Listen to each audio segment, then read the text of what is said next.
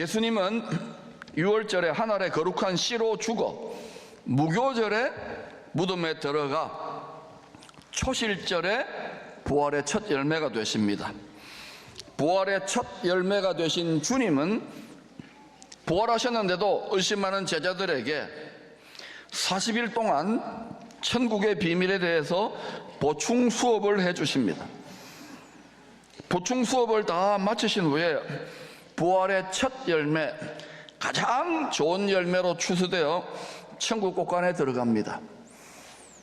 우리도 이왕의 추수, 구원, 부활에 이를 때에 예수님 많이 닮아서 처음 익은 열매, 가장 좋은 극상품 부활의 열매를 이루고 추수되기를 축원합니다.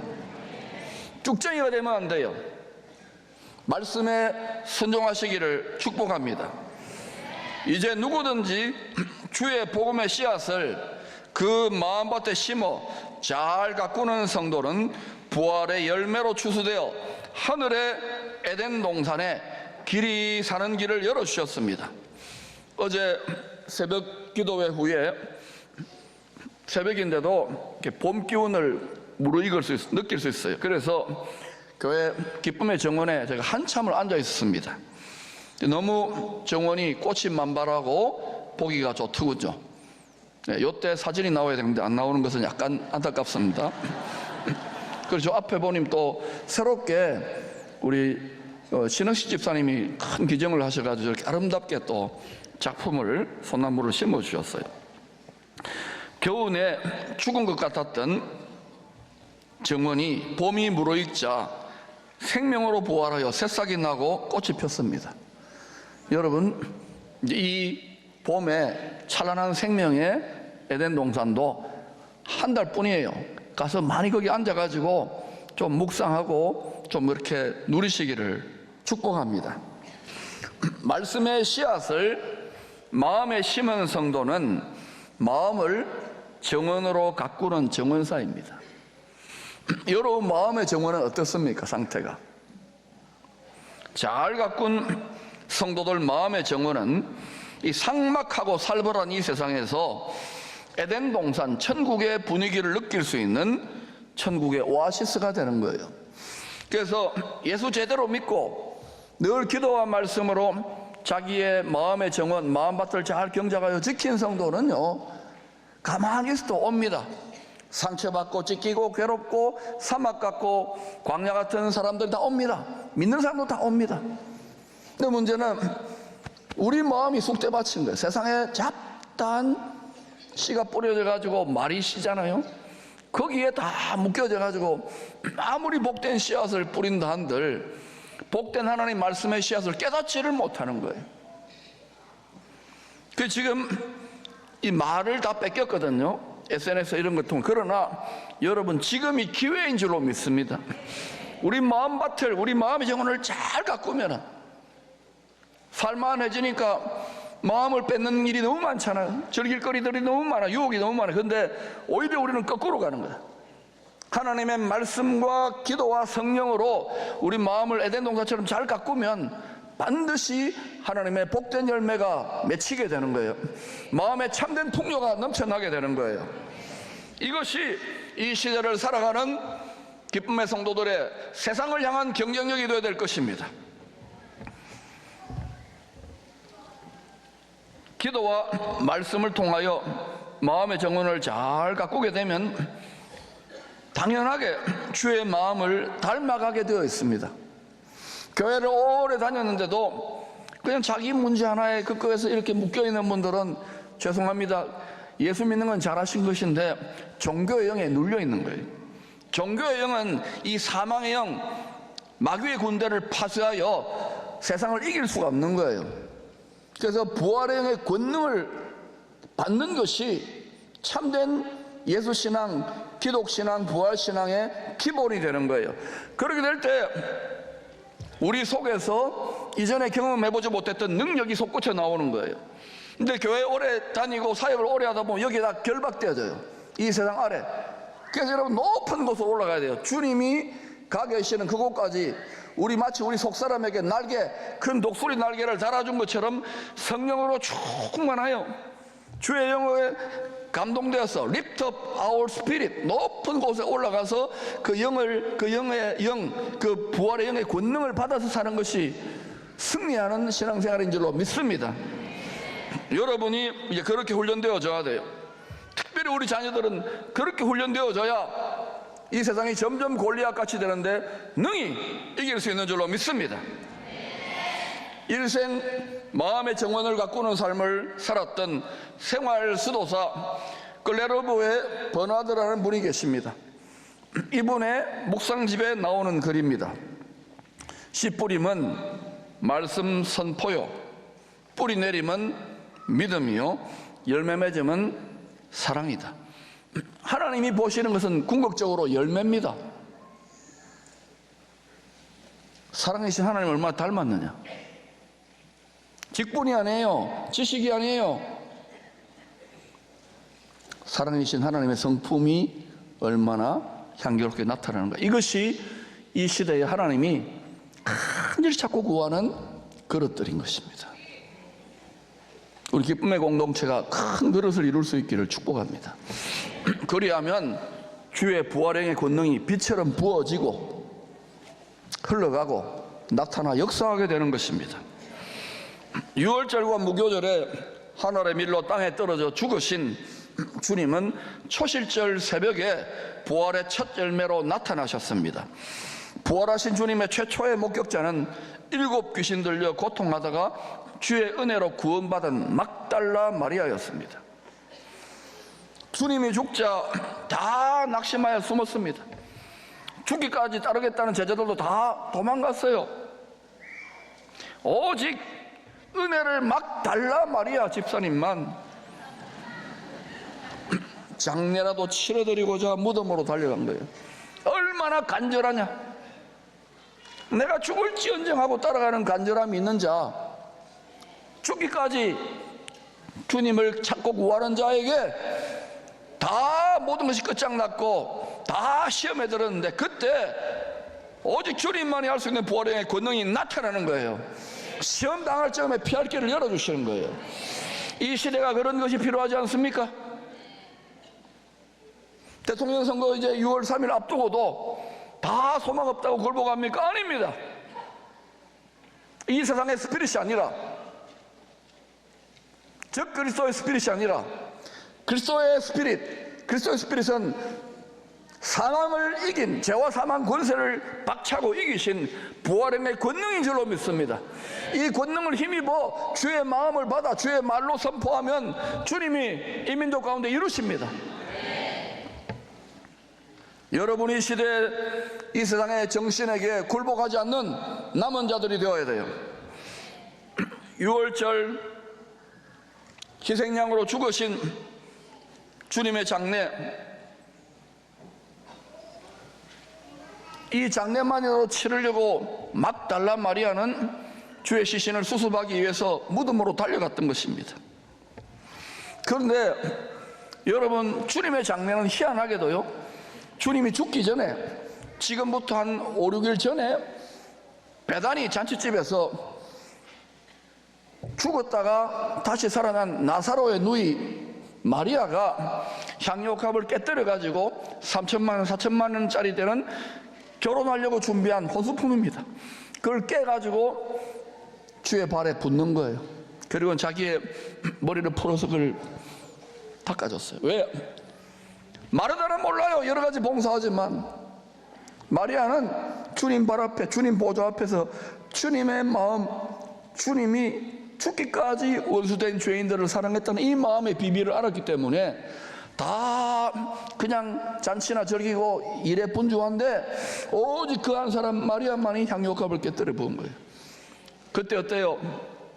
사단의 영이 역사하기 시작했던 가룟 유다는 그것을 허비하였다. 종교의 스피릿이 아닙니다. 십자가를 질 때, 기꺼이 내 몫인 십자가를 질 때 사망을 이기고 마귀를 이긴 십자가의 지혜와 권능이 나타나는 거예요. 십자가가 세상 사람들에게는 미련해 보이고 십자가가 세상 사람들 어리석어 보이지만, 약해 보이지만, 그것을 달게 질 때 이 세상의 스피릿을 이기는 그리스도의 스피릿, 부활의 영의 권능이 덧입혀지는 거예요. 이 비밀을 어린 시절부터 여러분은 터득할 수 있기를 축원합니다. 우리 부모 어른 세대들보다 여러분은 반드시 지름길로 걸어갈 수 있기를 축복합니다.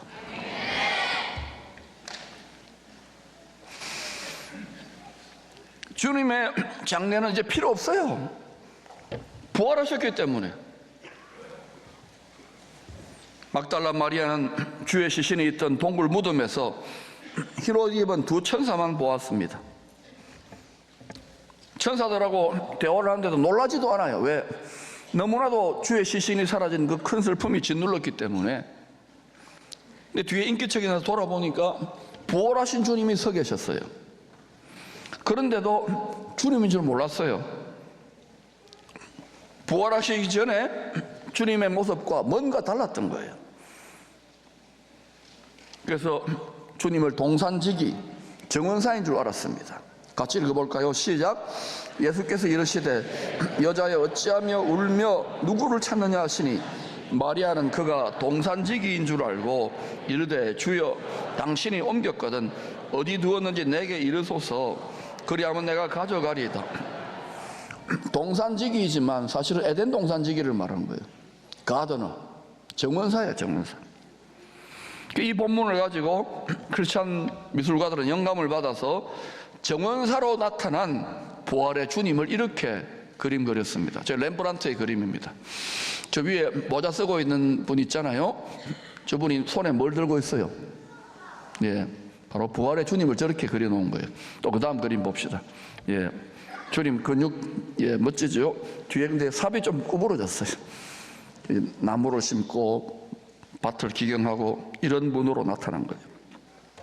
왜 부활의 주님은 새벽 미명을 뚫고 간절한 마음으로 목마른 사슴처럼 무덤까지 찾아온 이 여인에게 동산지기로 자신을 계시하신 것일까요? 부활하신 주님이 정원사로 나타나셔서 이 시대 예수를 믿는 저와 여러분에게 이런 말씀을 하고 계시지는 않는지요?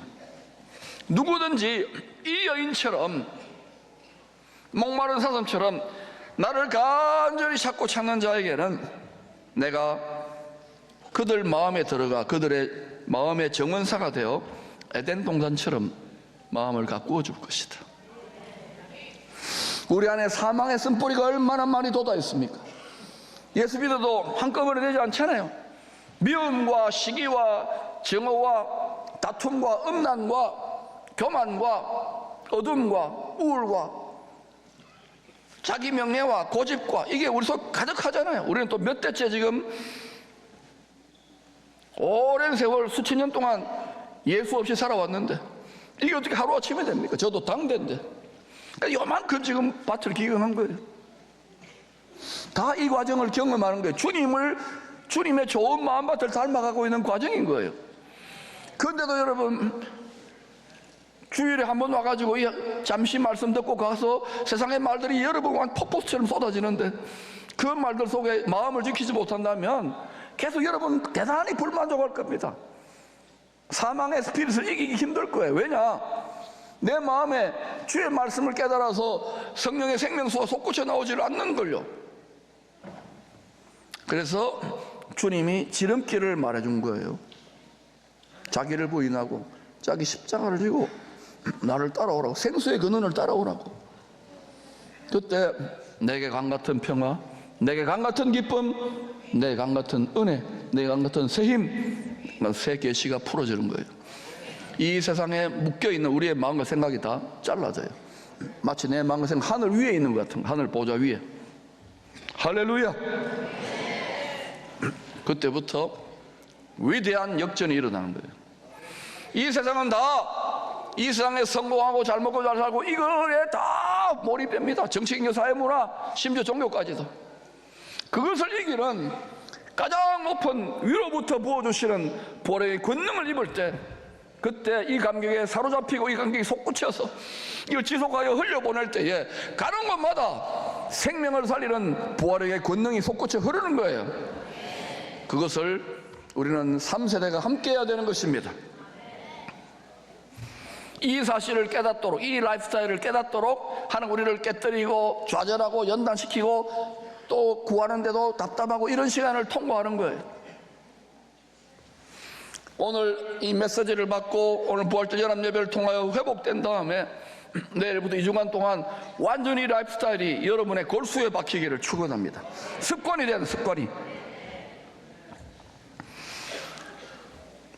우리 주님은 나를 닮은 열매로 우리를 잘 자라게 하여서 추수하여서 죄와 사망이 없는 생명수의 강에 다시 심어주시는 거예요. 거기서 길이 살게 하는 거예요.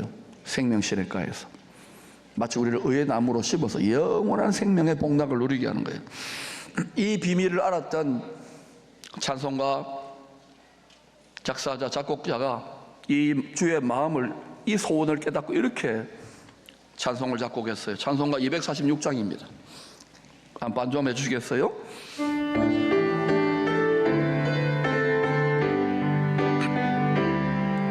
나가난 복지 귀한 성에 들어가려고 박수 치면서 내 중한 죄짐 벗어버렸네. 죄 중에 다시 완화할 정은 없으니 저 생명치에 나의 삶을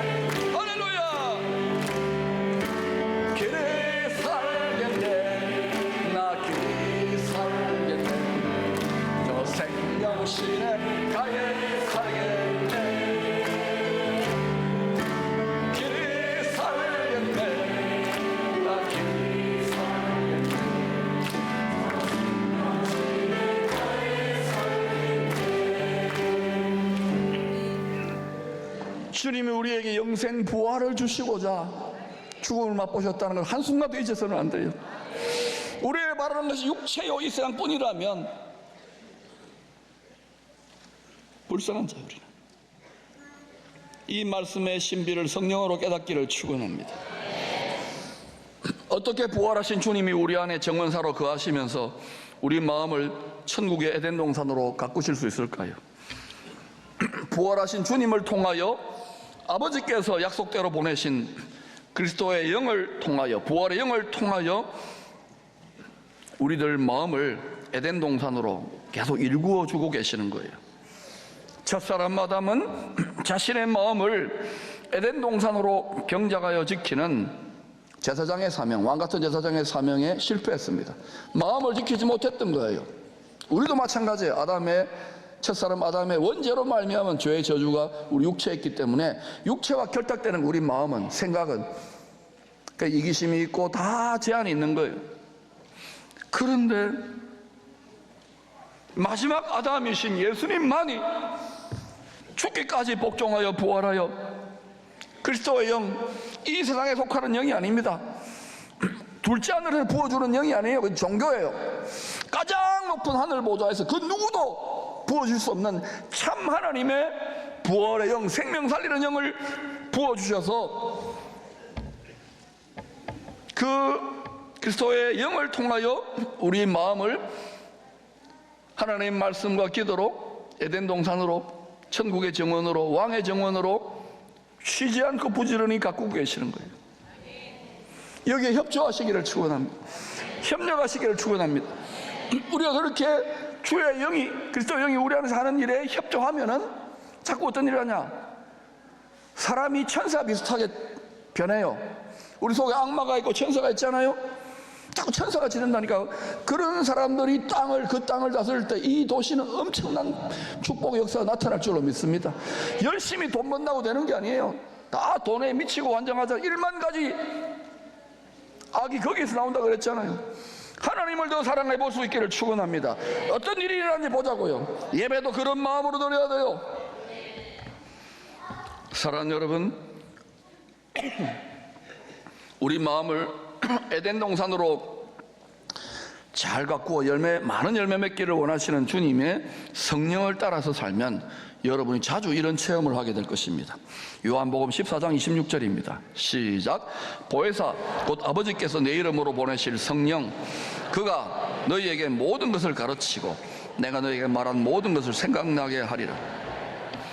지금도 우리 안에 그리스도의 영으로 들어와 계시는 주님의 성령께 우리가 그 성령을 의식하고 그 성령을 집중하면, 소멸시키지 않고 그 성령의 흐름을 우리가 집중하고 그 성령의 일하심을 따라가면, 인도함을 받으면 어떤 일을 하냐? 성경을 묵상할 때, 예배 드릴 때, 또는 가족들하고 여행을 갈 때, 또는 어디 직장 내서 바이어를 만날 때, 또 아니면 학교에서 공부할 때, 시험 칠 때, 순간순간 여러분 하나님의 말씀의 뜻이 무엇인지 막 깨달음이 부어져요. 막 자꾸 이 뜻이 그것이구나 알게 돼요. 교회 안에 갇혀 있는 게 아니에요. 예배 드리고 딱 끝나는 게 아니에요. 어디든지 가더라도 시간과 공간을 제어하여 어디든지 간에 시공을 초월하여 계속 이게 떠오르게 되는 거예요. 뿐만 아니라 여러분, 어떤 상황을 딱 만나잖아요. 사업이 힘듭니까? 상황을 딱 만났는데 하나님께 집중하고 성령께서 죽음을 이기시고 사망을 이기신 성령께 집중하면 그때 또 희한한 지혜가, 비즈니스 지혜가 나타나고, 공부의 지혜가 나타나고, 전쟁의 지혜가 나타나고, 하나님 놀라운 정치적인 지혜가 나타나고, 할렐루야! 그래서 여러분, 이 세상의 스피릿을 이기는 거예요. 그런데 우리가 처음 예수 믿고 성령으로 출발했는데 점점점 육체가 되어가는 거예요. 쑥대밭이 되어가는 거예요. 그래서 여러분, 그리스도 예수의 사람들은 한 번 성령으로 시작했으면 계속해서 부활의 영의 권능을 뒤집어 써야 되는 거예요. 그렇게 하려면 반드시 구약의 제사장들이 법궤 언약궤를 짊어진 것처럼 우리 몫에 태인 십자가를 지고 갈 때에 떠나지 아니하시는 부활의 영의 권능이, 그 영광이 여러분의 일평생 함께하는 거예요. 이것을 우리 자녀들에게 이 라이프스타일을 가르쳐야 됩니다. 대한민국에서 이 가르침, 종교가 아닌 이 부활의 영의 권능이 흘러넘쳐야 되는 거예요. 그것이 이 땅으로부터 흐를지어다. 우리 자녀들이 우리보다 더 잘 갈 수 있도록 계속해서 우리는 성령께 집중해야 됩니다. 상황에 합당한 말씀 자꾸 떠올라야 돼요. 바이어를 만날 때 탁 지혜가 떠올라야 돼요. 이 사람 어떻게 막 이용해 먹을까 이런 생각이 아니라 자꾸 그런 생각들이 떠올라야 돼요. 저는 목회자니까 계속 하나님께 기도하고 말씀 보니까요, 성도들 상담해 오거나 하면 이제는 이게 자동이에요. 탁탁 떠올라요. 어떤 생각들이, 이게 지혜의 말씀은 지식의 말씀이면서구나. 누구든지 주님을 가까이 하고 친교하면은 물 흐르듯이 성령께서 그런 역사하시는 거예요. 그러므로 여러분의 마음을 주의 마음으로 가꾸시기를 축원합니다. 오래 간다고 이 사람 저 사람 험담하지 마시고 비난하지 마시고, 판단은 주님만이 하시는 거예요. 주님은 포기하잖아요. 포기한 사람으로 다 묶어서 화목케 하는 말씀을 맡아 화목제물이 되셨어요. 여러분이 가는 곳마다, 직장에서, 학교에서, 또는 어디 가든지 간에, 가정에서도 마찬가지예요. 이 십자가의 멍에를 달게 지는 성숙함이 있을 때 주의 권세가 위임되는 거예요. 주의 성령이 우리의 마음의 정원에서 쉬지 않고 부지런히 정원사로 일하고 계신다는 것을 기억하시기를 바랍니다. 진실로 주의 영을 따라 말씀으로 우리 마음이 제대로 경작되고 열매를 맺으면 30배, 60배, 100배의 결실을 맺게 돼 있어요. 순간순간 말씀의 계시가 깨달아지기 때문에 내 마음에 빼앗기지 않는 풍요와 빼앗기지 않는 기쁨과 빼앗기지 않는 감사가 넘쳐 흐르는 거예요. 이것을 통하여서 하지 말라고 하더라도 예수 십자가의 복음을 자랑하게 되었어요. 어떤 반대나 어떤 어려움, 어떤 두려움도 이기고 자랑하게 되어 있는 거예요. 이 스피릿이 회복될 때 하나님은 이 한국 교회를 다시금 열방 가운데 높이실 줄로 믿습니다. 그때에 대한민국도, 통일 대한민국도 거룩한 나라로 하나님께서 축복하실 줄로 믿습니다.